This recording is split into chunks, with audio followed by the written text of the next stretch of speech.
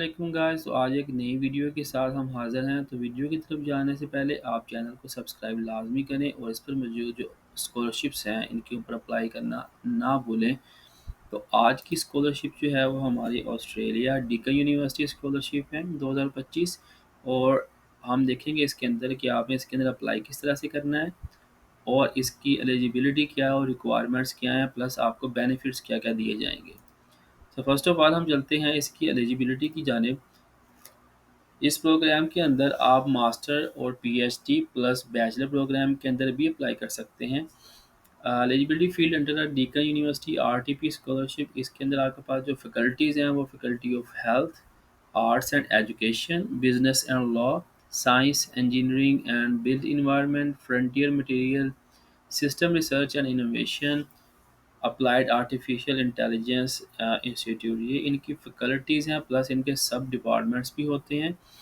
Doctor degrees जो है वो 3 year for of stipend and 4 year for the tuition fee offset है और 2 year of stipend for the master degree है। और बैचलर के अंदर ये पार्शियल स्कॉलरशिप देते हैं, फुल टाइम स्कॉलरशिप्स नहीं होती। Benefit of Deakin University research scholarship. इसके अंदर आपको क्या मिलेगी, रीलोकेशन अलाउंस जो है वो आपको 500 टू 1500 जो है वो डॉलर्स मिलेंगे for a single to a family is awarded to interstate the and overseas student.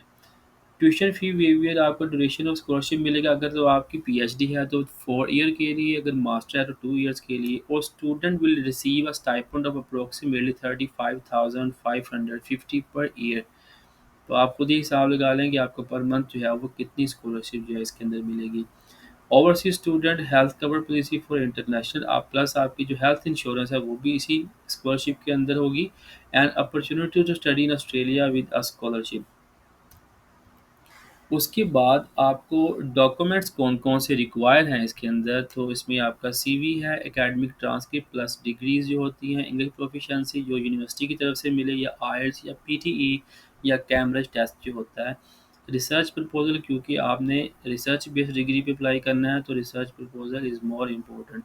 Proof of identification, आपके पास पासपोर्ट होना चाहिए। पब्लिकेशन इन्फॉर्मेशन, अगर आपकी पब्लिकेशन है, इंटर्नशिप है या आपके पास कोई वर्क एक्सपीरियंस लेटर है तो वो आप लाज़मी इसके अंदर लगाएँ।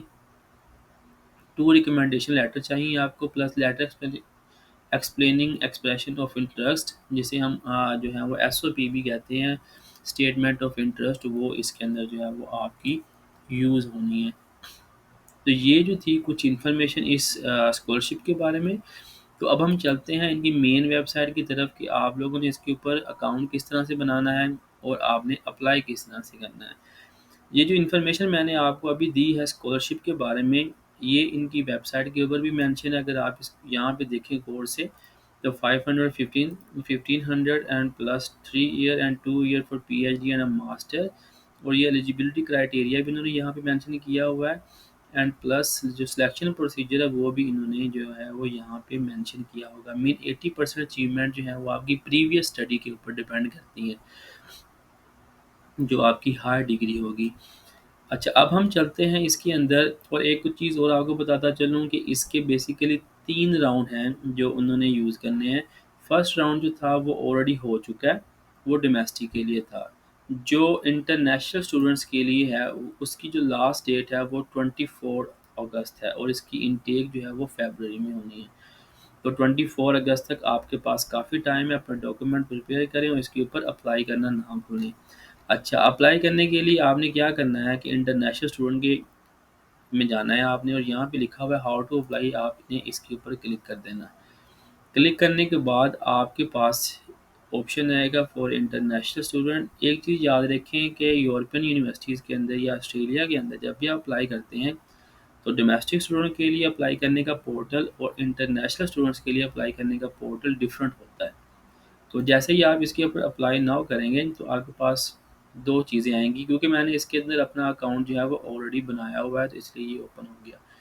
एक तो आपको आएगा मेक अकाउंट एंड सेकंड आएगा लॉगिन। जैसे ही आपने मेक अकाउंट पे क्लिक करना है तो आप अपनी डिटेल देंगे, डिटेल देने के बाद वो आपसे पूछेगा कि सर्च योर कोर्स, कि आप किस कोर्स में अप्लाई करना चाहते हैं। फॉर एग्ज़ाम्पल, अगर आप वहाँ पे बायोलॉजी लिखेंगे या फिज़िक्स लिखेंगे या अपनी प्रीवियस डिग्री के रेलिवेंट या जो डिपार्टमेंट मैंने आपको बताए कि इन इन डिपार्टमेंट्स के अंदर स्कॉलरशिप्स ओपन है, तो आपने उसको उस लिहाज से सर्च करना है, आपका कोर्स आ जाएगा। जैसे मैंने यहाँ पे बैचलर ऑफ इन्वायरमेंटल साइंस जो है वो चूज़ किया, wild life and conservation biology, तो बैचलर स्टूडेंट्स भी इसके अंदर अप्लाई कर सकते हैं।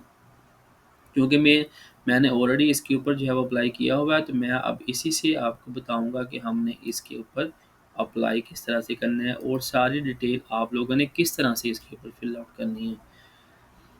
तो इसकी ऑलमोस्ट जो है वो round about four four section है इसके इंफॉर्मेशन के, और इसके ऊपर दो, एक सेक्शन आपका डॉक्यूमेंट्स का है, फिर वेरिफिकेशन एंड देन सबमिट। इसके अंदर आपकी कोई भी फ़ी नहीं है अब पे करने की ये स्कॉलरशिप के अंदर, तो आप इसको डायरेक्टली सबमिट कर सकते हैं।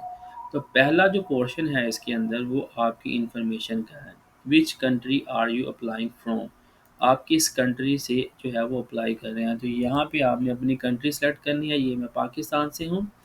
तो अगर आप इंडिया से हैं तो आप यहाँ पे इंडिया सर्च करेंगे, अगर आप बांग्लादेश से हैं तो बांग्लादेश सर्च करेंगे, ताइवान से हैं तो ताइवान सर्च करेंगे, तो पाकिस्तान।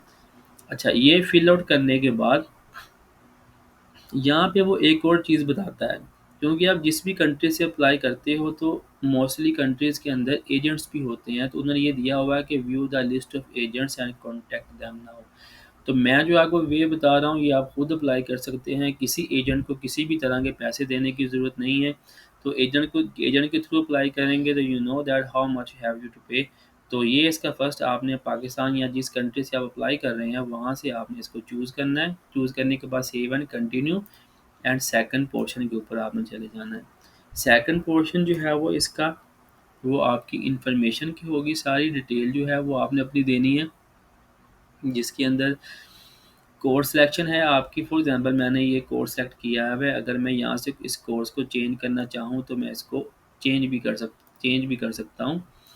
तो जैसे ही आप इसके ऊपर लॉगिन करेंगे तो आपने अपना कोर्स सेलेक्ट करना है। जैसे मैंने आपको बताया कि मैंने बैचलर का कोर्स सेलेक्ट किया हुआ था, तो ये जो फर्स्ट पॉइंट आपने यहाँ पे ओपन करेंगे तो ये सारे पेजेस जो हैं उन्होंने यहाँ पे ओपन किए हुए हैं। ये आपकी कोर्स सिलेक्शन फर्स्ट था। सेकंड पेज जो है यहाँ पे पॉइंट टू, यहाँ पे आपने अपना टाइटल देना है कि आप मतलब कि कौन है जो अप्लाई कर रहे हैं, और उसके बाद फैमिली नेम है आपका, डेट ऑफ बर्थ है, जहाँ यहाँ पे आपने वो इन्फॉर्मेशन फिल आउट करने के बाद कॉन्टैक्ट डिटेल में अगर आप आ जाएंगे तो यहाँ पे अपना ईमेल एड्रेस देंगे, अपना फ़ोन नंबर, प्लस ये आपका एड्रेस जो है वो ईमेल एड्रेस दूसरा है जहाँ पे आपने अपने डॉक्यूमेंट जो हैं वो रिसीव करने होते हैं, और ये परमानेंट एड्रेस है। सम टाइम ये होता है कि आप फॉर एग्ज़ाम्पल जहाँ पे रह रहे होते हैं वो आपका परमानेंट एड्रेस नहीं होता, तो ये आपने ख्याल रखना है कि दोनों एड्रेस अगर सेम है तो ठीक है, अगर डिफरेंट तो आपने डिफरेंट फिल आउट करने हैं।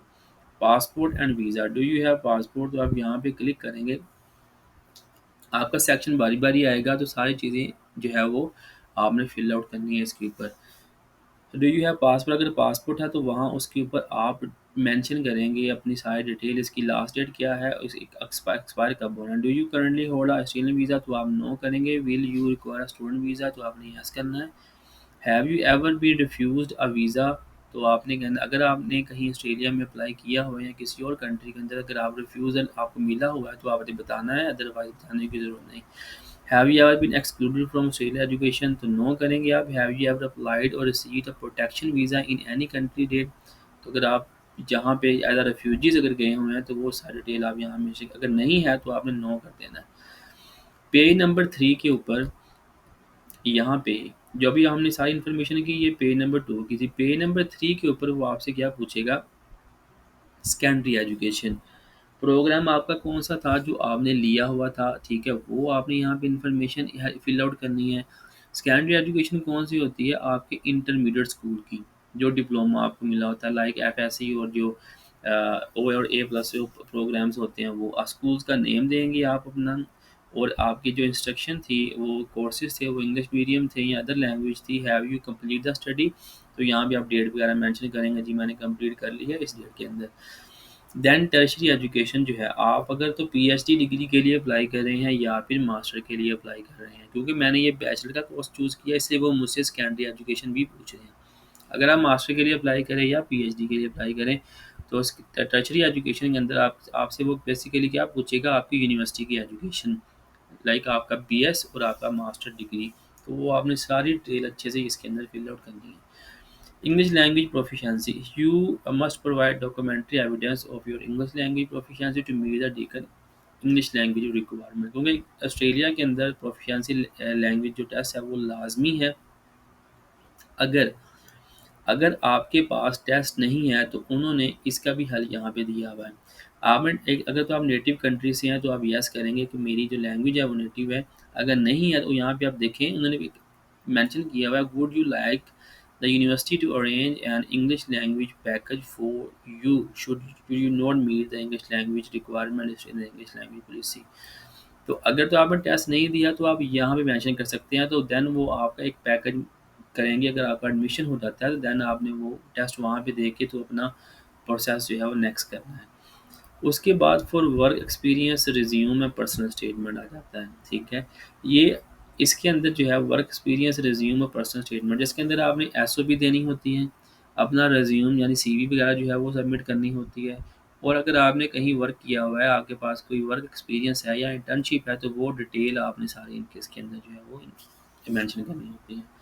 Funding sources, funding sources will all or part of your tuition fee be sponsored by the government or a private institute। मैं आपको ये व्यू करके दिखा देता हूँ। बेसिकली ये डेक्कन यूनिवर्सिटी की स्कॉलरशिप के बारे में ही है, क्योंकि हम यूरोपियन यूनिवर्सिटी में जब भी अप्लाई करते हैं तो वो ये आपसे लाजिम पूछते हैं कि आपने को कोई जो एजेंसी जो है वो प्रोवाइड कर रही है स्कॉलरशिप या नहीं कर रही। For example will a part, और यहाँ आपने क्या कर देना है, नो पे क्लिक कर देना है, ठीक है, क्योंकि ये ओपन ही हो रहा है यहाँ पे। तो जैसे ही मैं इसके ऊपर क्लिक करूँगा तो आपने इसके ऊपर बेसिकली क्या करना है, नो नो पे क्लिक कर देना है।